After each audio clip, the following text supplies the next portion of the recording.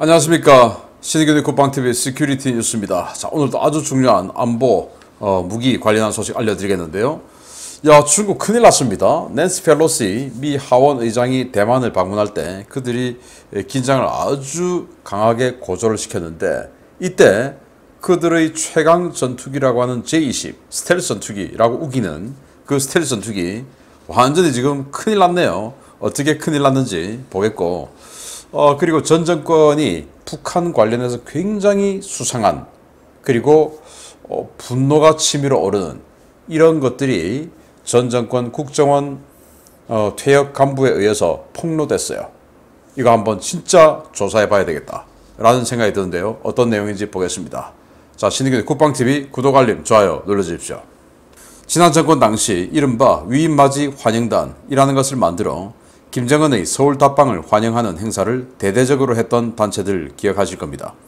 지난 정권 청와대와 국가정보원이 엄청난 국민 혈세를 들여 김정은이 왔을 때 극진하게 예우하기 위한 별장과 요트를 구입했다는 사실이 드러나 충격을 주고 있습니다.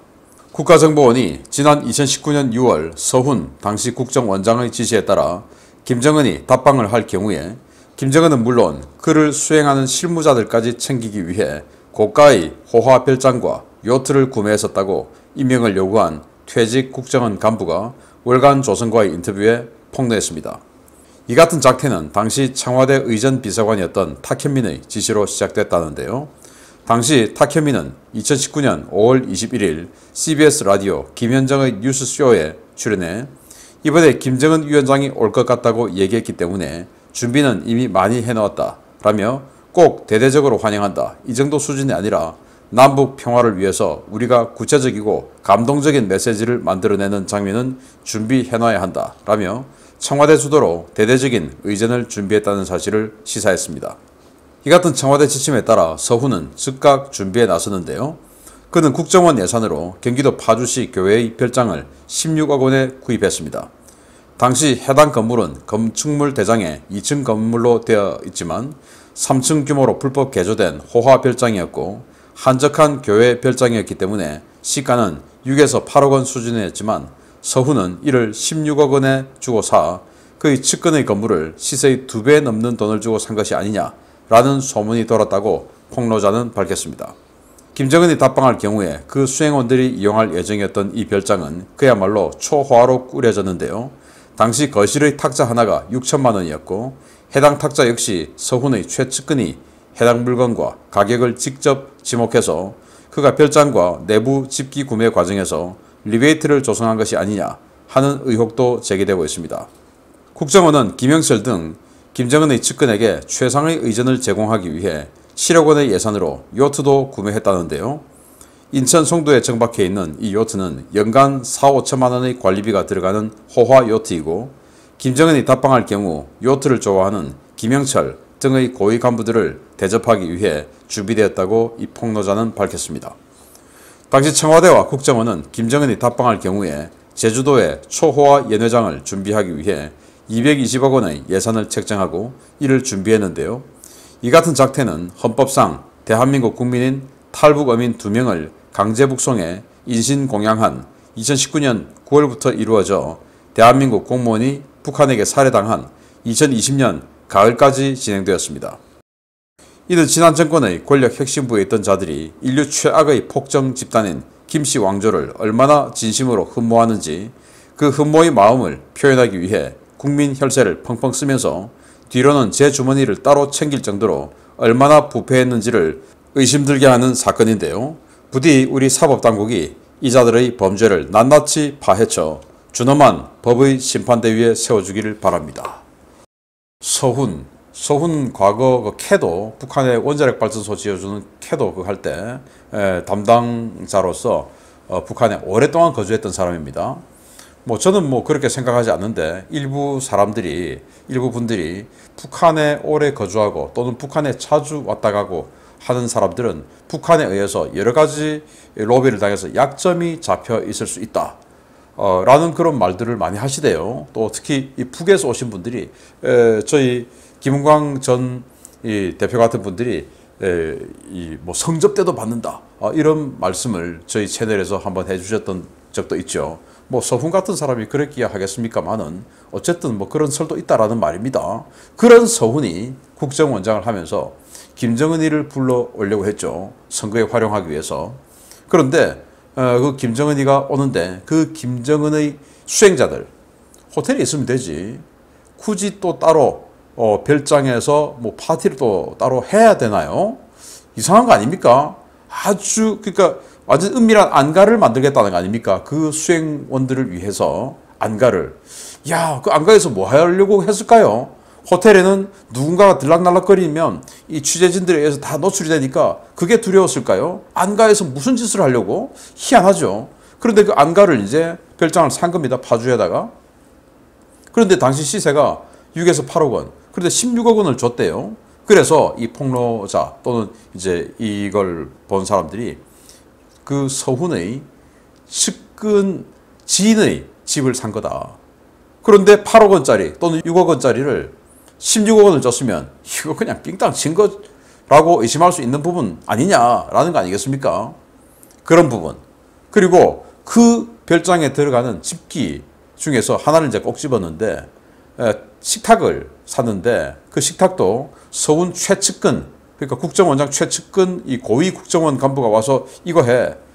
가격은 이거 해. 6천만 원. 그리고 이 모델 이걸로 해. 라고 했다라고 하는데 아니 식탁이 6천만 원? 저는 듣도 보도 못했어요. 뭐 식탁이 60만 원. 뭐 그럴 수 있죠. 그게 뭐 정상가죠. 그런데 뭐 200만 원, 300만 원. 그 정도는 또 이해할 수 있어요. 그런데 6천만 원짜리 식탁은 도대체 식탁에다가 도대체 뭘 발라야 6천만 원이 됩니까? 대리석으로 아무리 만들어도 6천만 원 그거는 좀 이해가 안 되는데 그래서 이것도 그 가구점이 도대체 서훈 또는 서훈의 최측근하고 어떻게 이 지인관계가 되는가 이것도 좀 살펴봐야 되는 거 아니냐라는 의혹도 있고 그리고 요트 김영철이가 아니 천안함 폭침 연평도 포격 도발 해서 천안함의 우리 46명의 우리 장병을 수장시키고 연평도 포격 도발해서 2명의 민간인을 죽이고 했던 그 김영철이를 접대하기 위해서 김영철이 요트 좋아한다고 요트를 또 샀대요.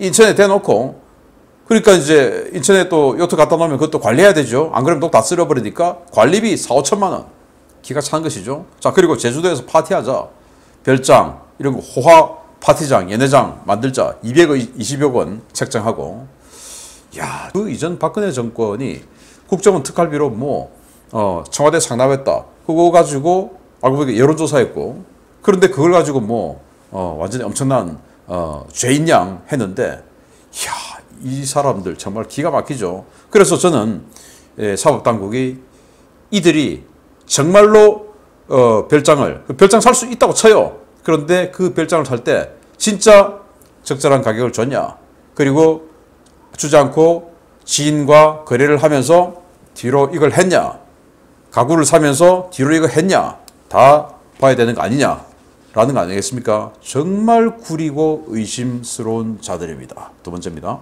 인도네시아에 도대체 무슨 약점이 잡혔는지 그들의 황당한 KFX 재협상 요구를 받아들여주고 몇 년째 분담금 납부를 하지 않는데도 기술자들을 받아들여 우리 국민 혈세로 개발한 첨단 기술들을 노출시킨 지난 정권 덕분에 우리 기업이 엄청난 피해를 입은 것으로 확인되었습니다.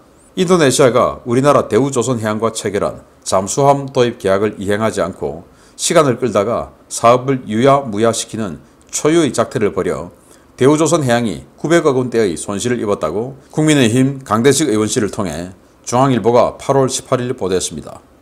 당초 인도네시아는 지난 2011년 우리나라 대우조선해양이 209급 잠수함을 기반으로 자체 개발한 나가파사급 잠수함 3척 구입 계약을 체결했습니다. 1번함 나가파사함과 2번함 아드라데달리함은 대우조선해양이 직접 건조해 납품하고 3번함 알루고로는 현지 국영조선사 팔에서 기술 도입 형태로 건조했는데 계약 규모는 1조 1천억 원에 달했습니다.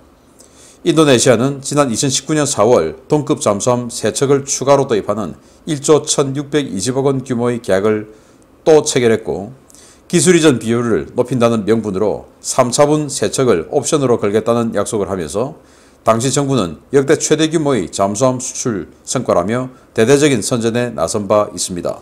대우조선해양은 계약 체결 후 납기 일정을 맞추기 위해 잠수함 건조를 위한 자재를 선발주했습니다.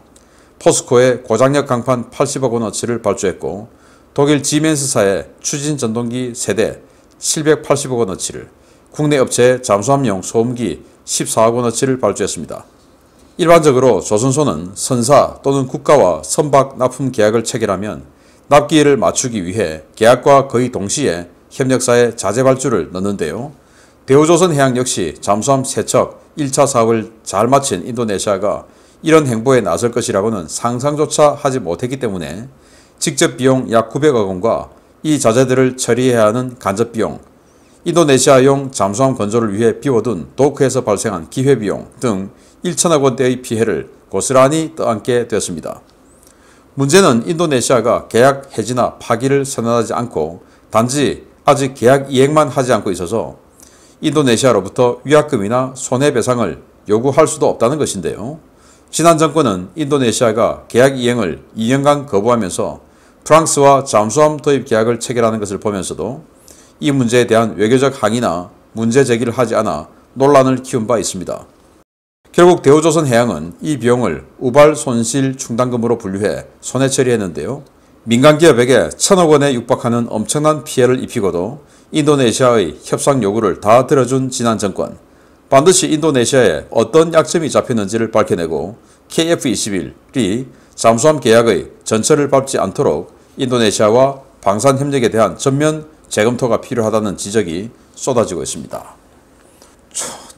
어떻게 이런 나라가 있을 수가 있죠? 저도 이해를 할 수가 없어요. 이제 잠수함 계약을 해서 세척 계약을 해서 우리나라에서 두 척을 직접 만들어서 납품을 하고 나머지 한 척은 인도네시아 현지 생산, 라이센스 생산을 하게끔 해주고 라인 깔고 한 겁니다.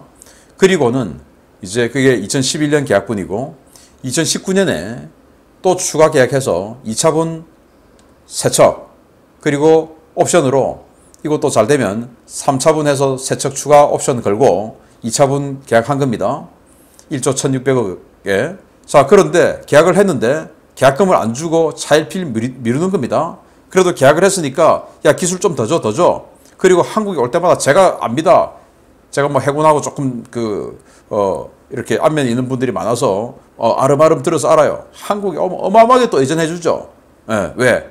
엄청난 고객이니까.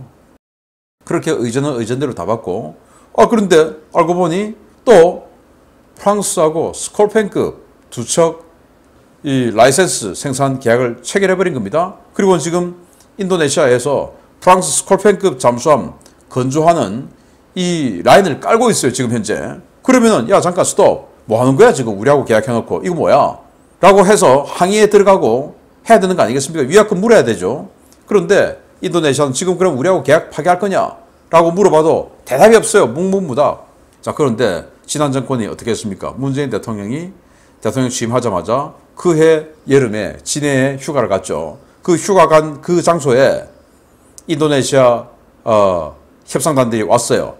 그 휴가 장소에서 만나준 거예요.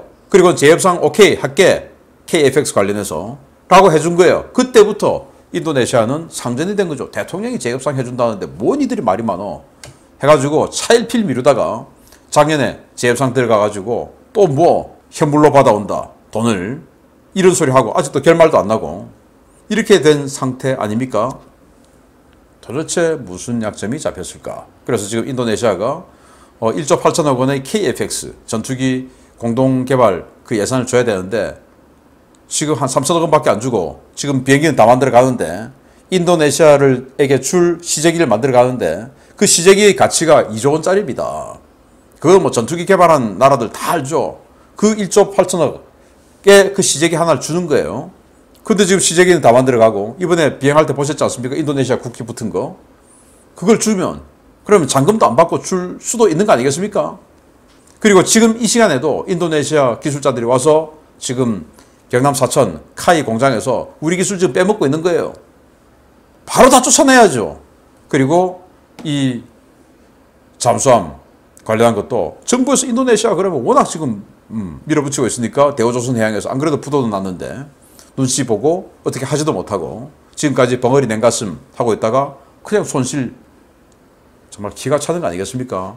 인도네시아하고는 어떠한 방산 거래도 해서는 안 된다라는 생각이 들고 빨리 위약금 받아내고 KFX는 손절하는 것이 좋겠다라고 생각이 되고 전 정권이 인도네시아에 어떤 약점이 잡히든지 조사해 볼 필요가 있다라는 생각도 해봅니다. 세 번째, 중국 아주 고소합니다. 보겠습니다. 낸시 펠로시 미국 하원 의장의 대만 방문이 예고되며 대만 해협 일대의 군사적 긴장감이 고조되었던 지난 7월 말에서 8월 초 중국군이 동중국해에 제-20 스텔스 전투기를 투입해 미군 스텔스 전투기와 대치 상황을 벌였던 것이 확인되었습니다. 사상 최초의 스텔스기 대 스텔스기 대치 상황이 다른 곳도 아닌 제주 남방 해역에서 벌어졌습니다. 중국군 동부전구 예하 제-20 전투기 편대가 동중국해 지역의 중국 방공 식별구역 내에서 외국의 스텔스 전투기를 추적하고 대치했다고 영국 군사 전문지 제인스가 현지 시각 8월 18일 보도했습니다. 제인스는 중국군의 선전지 해방군보를 인용해서 지난 7월 말에서 8월 초 중국 동부전구 관할구역인 동중국해 중국 방공식별구역 안에서 제-20 전투기들이 미군 스텔스기를 추적했다라고 전했습니다. 중국은 중국 공군 최정예 왕하이 대대 소속 제-20 전투기들은 동중국해 방공식별구역에 진입한 미군 스텔스 전투기들을 탐지, 추적하며 대응하는 임무를 맡았다라며 이번 임무가 중국 방공식별구역 안에 들어온 미군 스텔스기에 중국도 스텔스기로 스크램블해서 대응했음을 시사했습니다. 중국은 미군 스텔스기 기종에 대해서는 언급하지 않았는데요. 현재 이 지역에는 동중국해에서 작전 중인 미 해군 라이트닝 캐리어 트리폴리 함에 미 해병대 제121 전투 공격 비행대 소속의 F-35B 전투기가 활동 중이고 가데나 공군기지에는 하와이에서 전개된 제199 원정 비행대 소속의 F-22A 12대가 작전 중이기 때문에 중국이 대응했다고 밝힌 미군 스텔스기는 F-35B 또는 F-22A로 추정됩니다. 중국은 제-20 전투기가 미국의 F-22나 F-35를 능가하는 최강의 스텔스 전투기라고 주장하고 있는데요.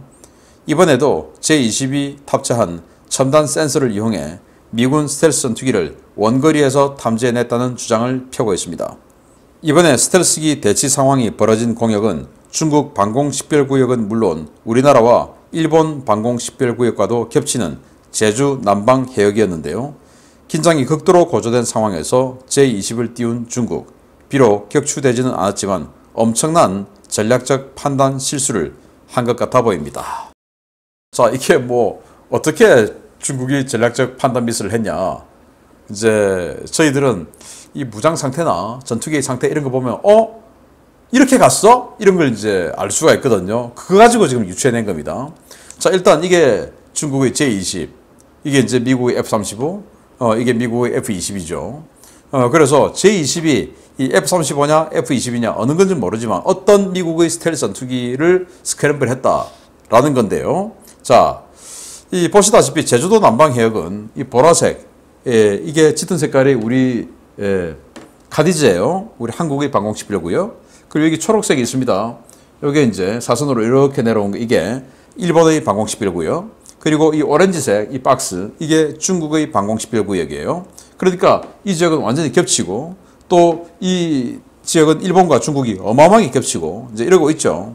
자, 그런데 낸시 펠로시 하원 의장이 이 타이베이에 온다고 하니까 이제 중국이 계속 압박을 했고 그래서 이 지역에 있던 미국의 트리폴리 함이 있었습니다. 그 트리폴리 함에 F-35B가 탑재되어 있고 이 오키나와에 F-22가 있었던 것이죠. 그 중에 하나. 그래서 여기 우후 기지가 있는데 여기가 바로 상하이 옆에 있는데 이 기지에 제-20이 있어요. 이 제-20이 와서 스크램블 했다. 이제 이거인데요. 문제는 평소에 제-20은 어떻게 다니냐. 이렇게 다닙니다. 빨간 거 보이시죠? 이 원안에 뭔가 툭 튀어나와 있습니다. 이게 바로 레이더 리플렉터라는 겁니다. 왜냐하면 평소에 훈련병을 하고 전쟁이 아닌 상태에서 괜히 이렇게 다니다가 상대의 레이더에 어떻게 보인다? 또 상대에게 전파는 또 어떤 특성으로 여기서 방사돼서 나온다 하는 거 다 들킬 수가 있죠. 그러니까 이 레이더파를 아주 극단적으로 방사하는 이런 리플렉터를 달고 다닙니다. 훈련할 때는. 그래서 자신의 진정한 이 레이더 반사 면적 RCS를 노출시키지 않아요. 근데 지금 이제 낸시 펠로시가 왔으니까 긴장 관계에 들어갔죠. 그럼에도 불구하고 미국의 어떠한 스텔스기도 전부 지금도 왜 전쟁 안 할 것 뻔히 알지 않습니까? 그러니까 이 레이더 리플렉터를 달고 트리폴리에서 이착함을 했고 가데나에서 이착륙을 했어요. 그런데 이렇게 왔어야 할 중국의 제-20 전투기가 자기네들 이렇게 갔다라고 동영상을 보낸 겁니다. 이게 바로 그때 상황이다 하고 보냈는데 리플렉터가 아무리 봐도 없어요. 자, 이 오키나와 인근은 이 미군기들이 워낙 많이 있기 때문에 당연히 미국의 전자전기, 전자전 정찰기가 있습니다. 그러면은 미국의 전자전 정찰기가 얘들 왔어?